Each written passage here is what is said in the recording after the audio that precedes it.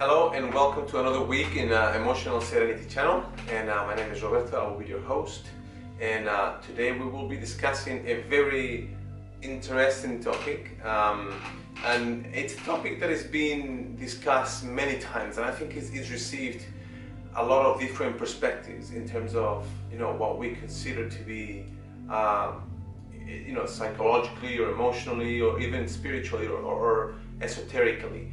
Now, this topic is, or this concept that we want to discuss today is the ego. And like I said, trying to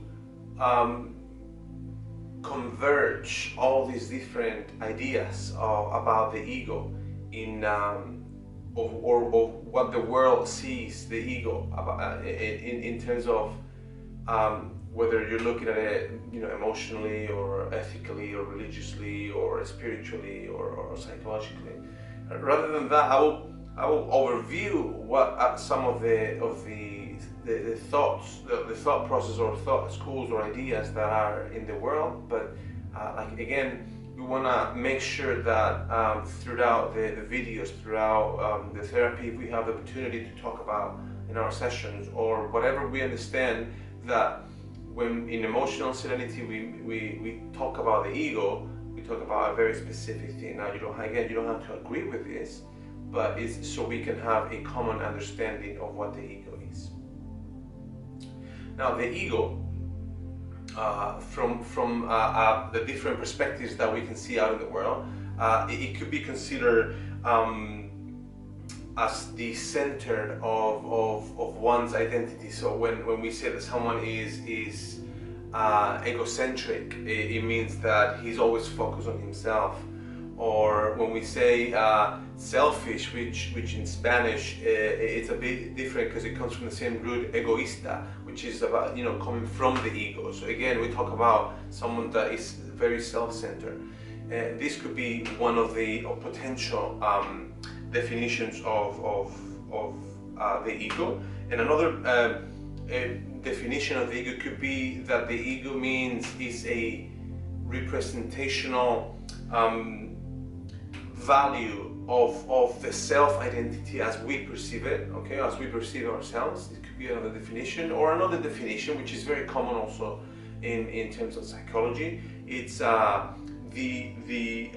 natural cognitive development of our identity system, right? And this is something that Freud discussed a lot. And as children are being developed, raised, or taught in their environment, family, society, schools, and all that, it comes to an age where they've been absorbing, and they say it usually is in the first 6 years of their life.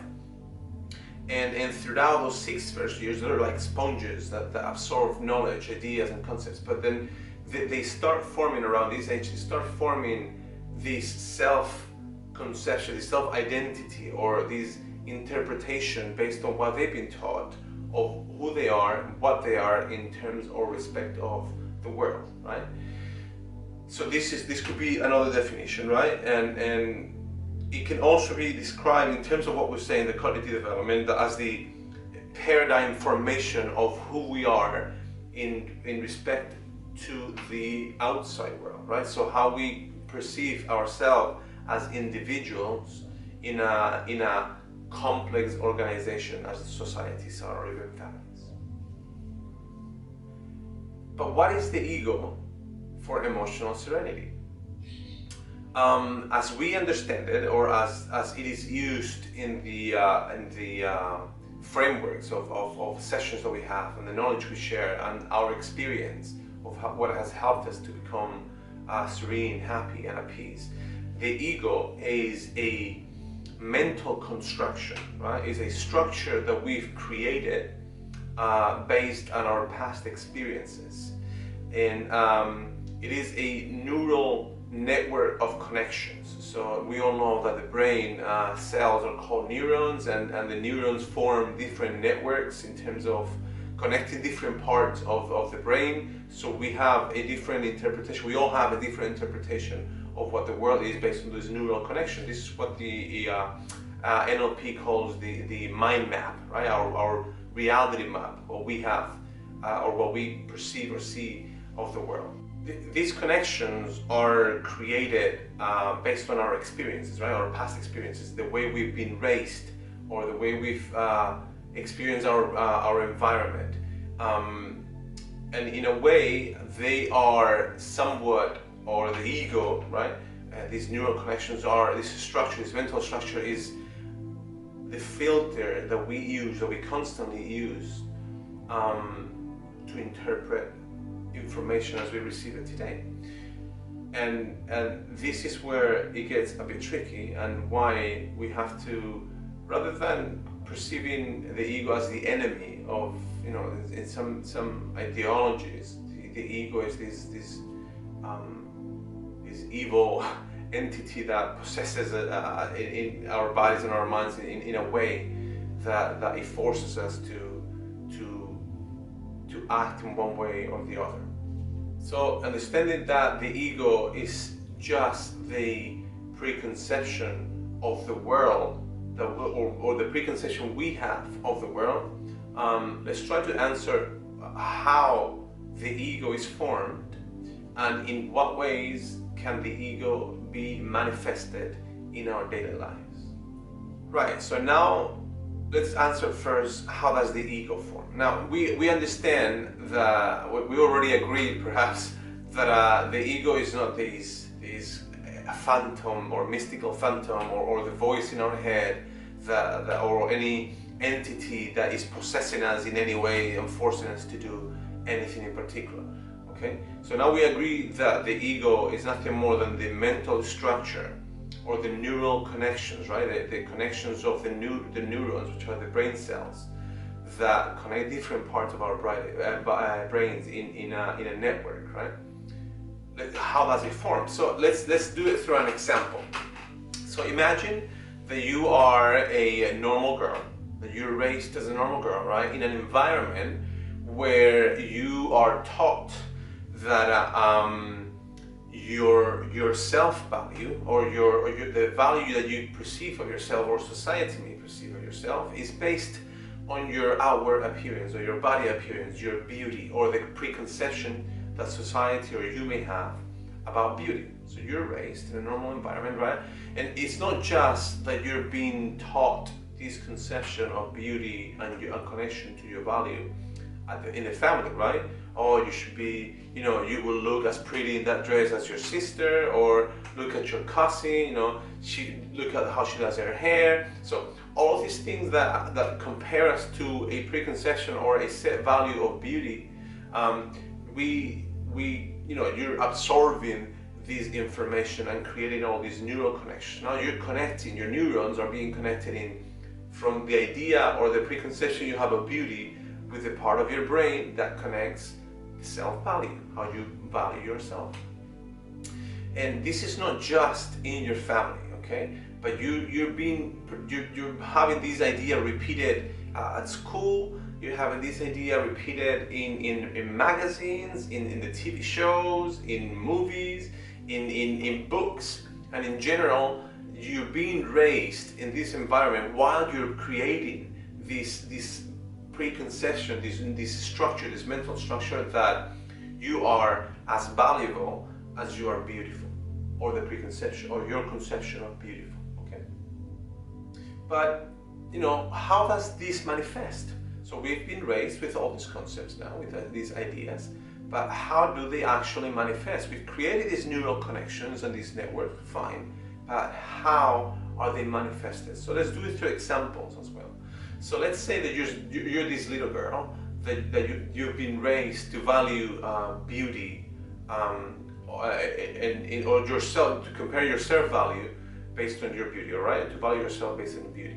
And you are, you've gone through college, you struggle from middle school to high school comparing yourself to other girls and trying to be the cheerleading team perhaps, whatever it is. But you've gone through college, maybe you struggle trying to find a group or fitting in a group because you still compare yourself and you're constantly in competition with the other girls. But it comes to a moment, right, that you've graduated from school, great degree, great grades and all that, and then you're faced in an interview, right? And then you and the other candidates are sitting in that interview room or in the waiting room prior to the interview. And then you notice that this other candidate, this girl, this beautiful, gorgeous girl, right, enters the waiting room and sits, about in front of you, a few meters or feet away from you.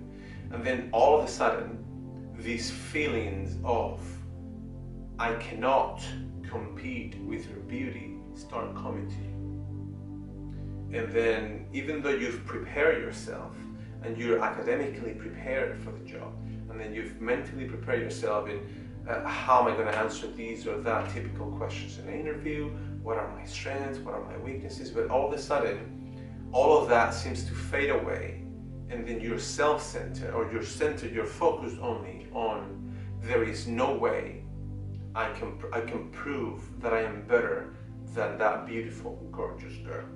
So this could be a potential manifestation of that mental structure that you've created that we call the ego. And in a way, it is conditioning you to enter that interview room with already 2, 3, 4 steps below of what you could have been mentally and emotionally, just because you have been taught and you've believed and you've created a mental structure that beauty equals value. Or imagine that you're a boy and you're being raised in, a normal boy being raised, and throughout all your life, and you've heard these at home and at school, and how Hollywood and movie theaters and movies and films depict the figure of the macho man, or magazines and people being ripped and being strong, men being strong always, right? So, and you've been raised with this idea that every time you cry, you've been told, don't be a little girl, right? Don't cry, and you've been taught and repeated this over and over again, that as a man, you're not supposed to show emotions, to express outwardly your emotions. And then you've learned that whenever something wanted to make you cry or to make you feel sad, you have to swallow that, right? Bottle it up, and just keep it there as a pressure. And then you've been raised with this idea throughout all your life. Now, in terms of how does it manifest for the boy, right? So again, you've been raised with this idea, and now you are in college or in high school, and you've been bullied, right? And you're being bullied every day. And then because for the past 12, 13, 14 years, you've been taught that you cannot show emotions, that showing emotions or seeking emotional support is a sign of weakness, then you just don't do that. You go about and just suffer the pain by yourself and don't show it outwardly. And then you've also been bullied in college, and then you've been bullied at your work by your boss or whatever, your co-workers. So and throughout all these negative emotions, or perhaps you go through a breakup on a relationship, or you lost your job, and all these daily issues that can happen to your life have created a negative emotion or a negative emotional value within you. And then rather than expressing those emotions, you've been taught, and your mental structure, your ego, tells you that you have to bottle it in, that you have to keep it in that pressure pot you've created as a mental structure.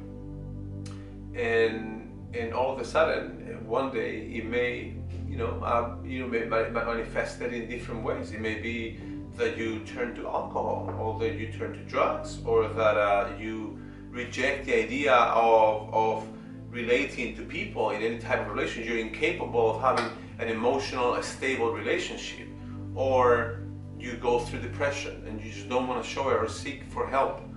And all of these different things are just manifestation of that idea, that mental structure, that preconception that you have about yourself based on that egoic mind, or that the mental structure you've created based on your experiences. So now the part where we talk about how we can break these patterns, right? Now at the biochemical level, breaking a neural network structure, it is, I wouldn't say impossible because I'm not an expert in neuroscience, but it is nearly impossible without the constant repetition. And it seems that even when you change habits, right? After changing a habit and you're forcing yourself to think in a different way or to behave in a different way, that as soon as you slip a little bit into that habit, you come back to that old habit, right? All habits die hard, we say. So it seems that once the structure is created, breaking that connection, that mental structure, is nearly impossible. And I believe, or we believe in Emotional Serenity, is that we've been focusing on the wrong level of correction. And let me explain what I mean by this. So if we talked about this in the past, that emotions are just the outward manifestations of ideas, feelings and emotions are just the outward manifestations of ideas, then it is very likely that whatever egoic or mental structure or egoic mind that we use to create a prejudice, a preconception of the world, is gonna manifest in some way emotionally. And then we tend to try to correct this mental structure, this ego, through behavior. And behavior is just the outside, it's sort of like the symptom to the illness. Emotions and behavior are the symptom to the illness. So for any behavior to happen, for any action to happen, a thought has to come before that. So we have to think, whether we do it unconsciously or consciously, we have to think of something before we do it. And for us to think something in one way or the other, there is a core idea, or this mental structure, this egoic mind, that preconceives how we think about one action or the other. An extreme example of these are phobias, right? There is really no reason for us to be scared of a little room, because it has no intrinsic value in itself. But again, if you're claustrophobic, then a little room, it's one bit of hell on earth, and you cannot support it because you've created this preconception for whatever reason. It might be traumatic or it might be developed over time, but you've created this idea that little rooms are threatening to you. Or if you're scared of spiders, and then you see a spider, the spider is not intrinsically negative, it doesn't have a value. In fact, there are people that love spiders and they put it in their mouths and their head and they play with them. So the spider itself is not, is not the threat, but it's the idea that you've created of the spider that is threatening. So those are, the phobias are an extreme example of this, but it happens with anything that we interpret in our world. So how do we change this? How can we change the action or the outcome if we don't change the root that causes this outcome? In normal therapy or normal psychology or psychotherapy will focus a lot on this concept of you gotta change your behavior, and now it's becoming more on, oh, you gotta change your thoughts, and it is okay. But what we're trying to propose here is that the correction needs to happen at the level where the error occurs, and this is the tool that we use in Emotional Serenity. So we don't focus just on actions, because it is a process, right? We need to understand what actions mean to us based on what we think or what we thought that made us do the action. But again, what is it that makes us think what we think? And what we believe is these core ideas, this core concept we've created based on these mental structures. And this is where the error needs to happen. So one of the tools we have is is this personal inventory that is shown in the step 4 of the 12-step program. And it is a very useful, a very powerful tool. So this is one way of doing it. And again, we've talked about meditation as a tool, and prayer as a tool to detach ourselves. So a very important tool that we can use to detach ourselves emotionally. And again, emotions is how we outwardly manifest our thoughts, right? Meditation helps us to become less attached to that outwardly emotion self that we have. And let me introduce to you, there's a very specific tool that I have been using, not just with myself, but with my mentorees as well. And it's what I call the RAW tool, right? The RAW tool, RAW tool.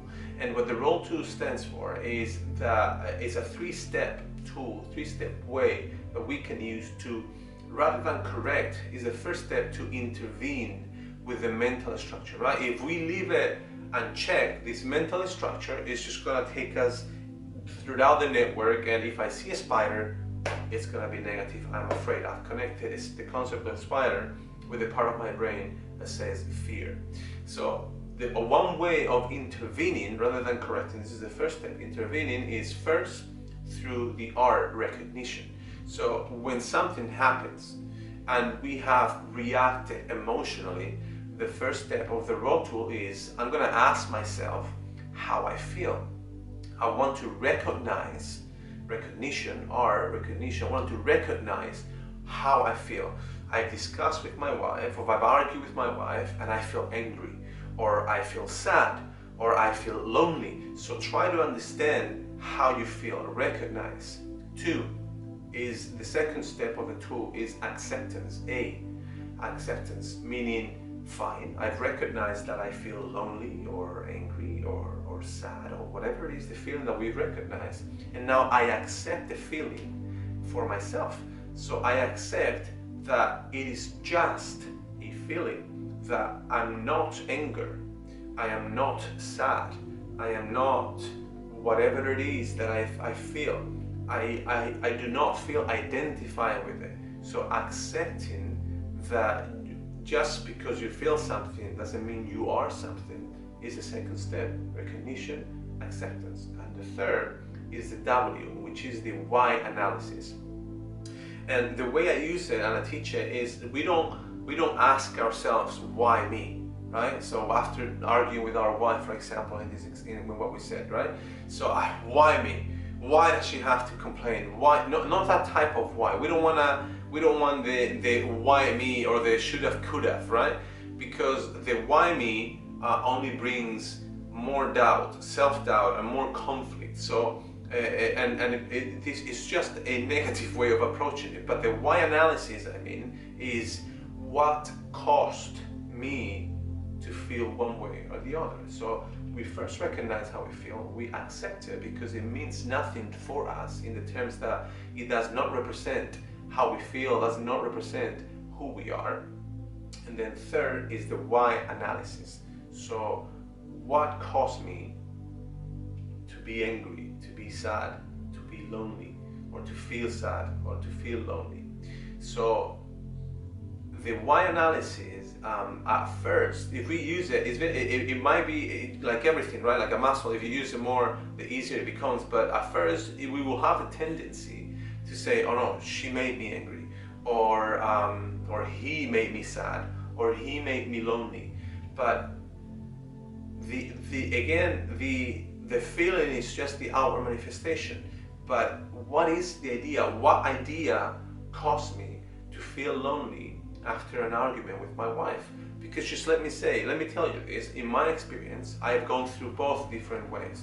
And at first, every argument I had with her, it was negative, meaning that it caused me to feel in a negative way, either anger or loneliness or unloved or whatever it was. But now, even though we still have arguments or different opinions about things, they mean literally nothing to me. It's not that I don't love my wife anymore or I think less of her.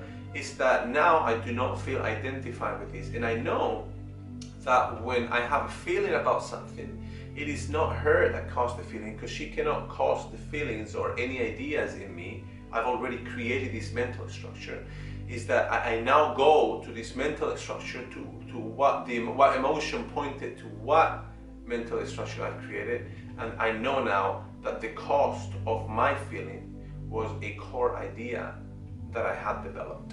So recognition, acceptance, and the why analysis, together with meditation and together with this concept that we discussed, I hope that we now understand a little better what the ego is, how it manifests in ourselves daily, and sure how we can in the future avoid it. And we'll talk about more about this in future videos, especially when we talk about the 12 steps program. So thank you for being with us, and one more week, and just visit us on our webpage, our blog, our Facebook page, and we hope you have a wonderful week.